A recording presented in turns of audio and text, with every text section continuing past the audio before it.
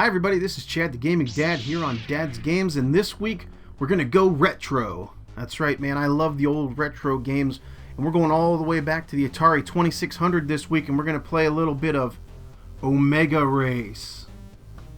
Alright everybody, so here we have it, Omega Race 2600. Went ahead, put it in my Atari, gave it a try, and then I looked closer.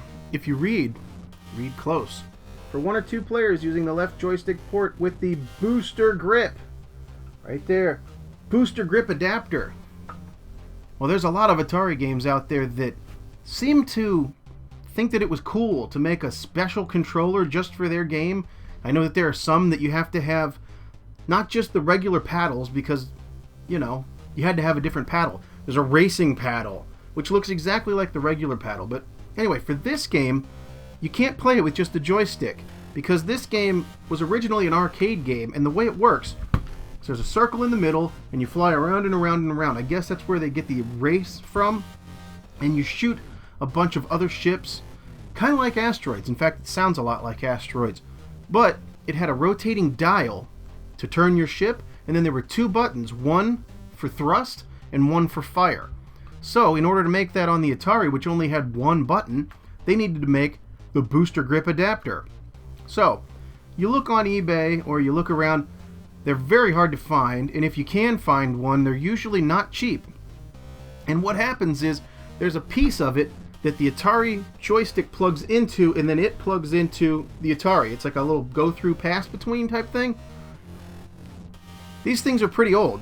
This was made in 1983, so what is this, like 33 years old? Yeah. I don't know that this thing is going to work anymore, so I don't think you need to be spending a ton of money on the booster grip adapter unless you just want to have it for your collection. I mean, it's pretty cool. The Atari joystick is like this, and then the adapter kind of goes over top of it, and then you plug all the plugs together, and then you have two buttons. Not bad, but there is another way. So, for this game, I got to take out all my tools and do a little bit of an electronics project, which is also very fun. So not only do I get to play Omega Race, I actually had to make something to play Omega Race, and that's where this comes in. Yeah, man, seen these before. This is a Sega Genesis controller, or some people may call it the Mega Drive. Depends on where you live. And all you really need is the 3-button one. You don't need the 6-button one because that's just overkill. You really just need the 3-button one. So I found this used, pretty cheap, a decent controller. I already have plenty of Sega controllers, so this one, I blackened it out here because this is not a Sega Genesis controller anymore. It's the Ultimate Atari controller. I found online, there was a guy, and I'll link it below, and I'll show you some clips from it, pictures, things like that here. He has a walkthrough, step-by-step, on how to take a regular Sega Genesis controller, take it apart, modify it, and make it so that it'll work on your Atari 2600 for games like Omega Race, which need 2 buttons. So let's take a look at some of the pictures and some of the video of me modifying this thing. It's really not that hard. The first thing you have to do is take all the components off and desolder it. You basically heat up all the pieces and you pull them out of the circuit board and you try to make it nice and clean. Then, following his instructions, you have to remember which color of wire was soldered into which number hole on the circuit board. There's a bunch of numbers across the top, and they're all colors right there. So take a picture of that with your phone or write it down or something. You're going to need that later. Take it all apart. You get everything ready. Here's where I made my very, very big mistake. There's one trace on this circuit board that needs to be disconnected or cut.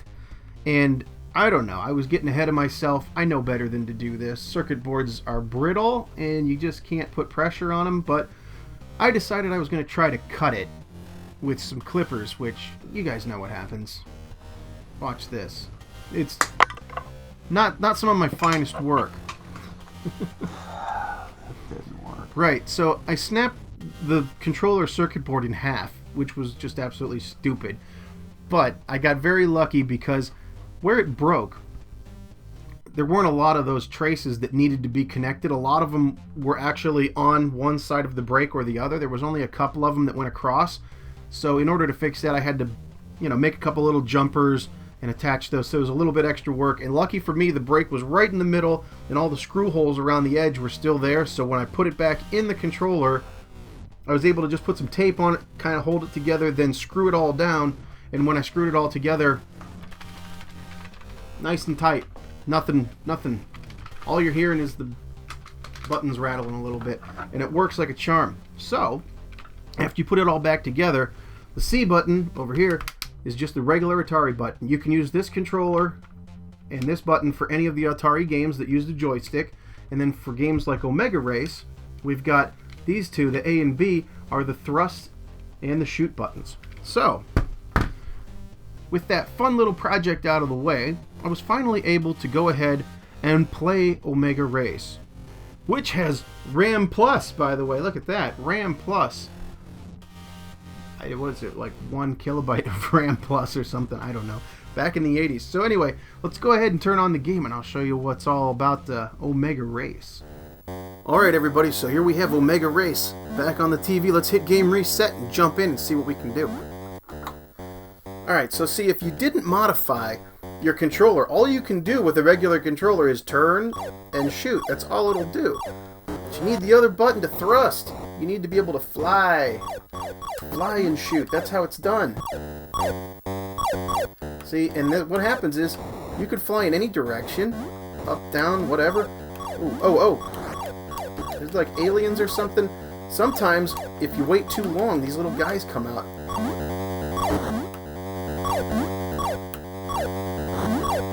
Once the little aliens start flying around, looks like they drop mines. So you wanna kill them as soon as you can.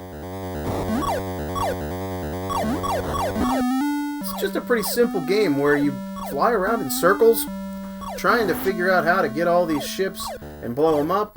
Alright, so I got them all. Now we're on to Rack 2. See, I always like to go this way. It seems like it's kind of a cheat. But, oh, got me. See, they come at you. Most people like to go this way and try to shoot this guy. But then you're in for a world of hurt because you got all these guys coming at you. Utilize the bump off the wall, too. You can get a bump off the wall. You can fly. I mean, all Atari games were pretty simple, but this one's pretty cool because there's some strategy to it. Like, these guys are shooting at you, but you gotta, see, if you go in a straight line and you don't waver from it, they wind up targeting you and they get you pretty good. Ooh, I hit 30,000. That means I get an extra guy.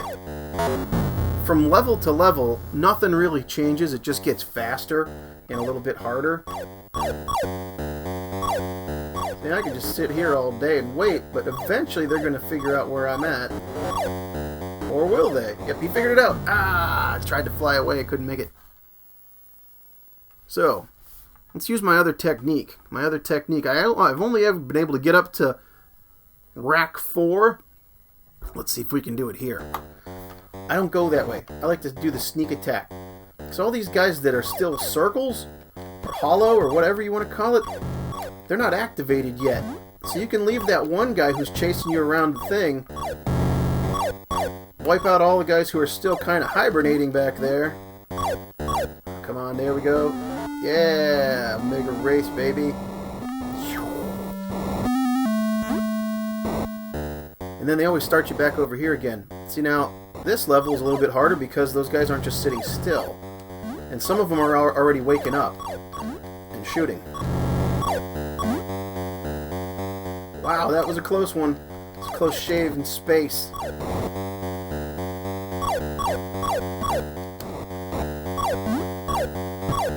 Whoa! Oh man, he had already turned into a little guy. I'm going against my own judgment there. The heck?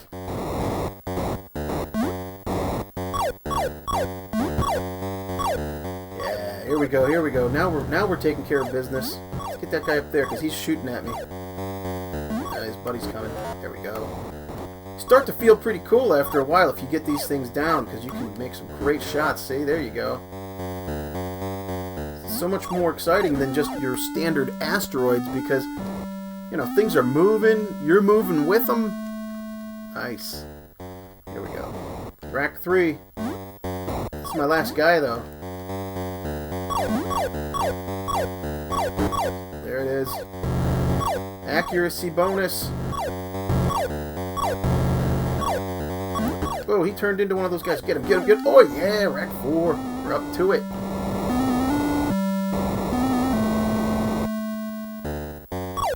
Oh, man. These guys are starting to move a lot faster. This is why I never made it past Rack 4. Whoa, whoa, whoa, whoa, whoa, whoa. Bullets coming. Oh, oh, oh, oh! Can't always win the Omega race. There you have it, another really awesome Atari 2600 game that you probably may have missed, either when you were younger, or it was probably made before you were even born. But guess what? The old classics are still fun. I found myself sitting here, when I was getting ready to make this review, found myself sitting here playing this thing for like an hour. And then I looked down, I'm like, holy crap, it's already been an hour. I'm just been Omega race, going around and around. Not a bad game. Very simple, but very challenging, and the difficulty ramps up real fast, just like Atari games are known to do. Let me know if you guys have played Omega Race, if you can beat, what is it, Rack 4? I don't know why they call it Rack 4, but yeah, let me know if you check this out, or maybe you found some other Atari games that I need to give a look at here, because I like to play everything, all the way from the oldest ones to the brand new games. They're all good to me, as long as it is fun. Alright, so just like always, remember, you never outgrow video games. My name's Chad the Gaming Dad, and this is Dad's Games, and we will see you on the next one. Thanks for watching, everybody, and so long.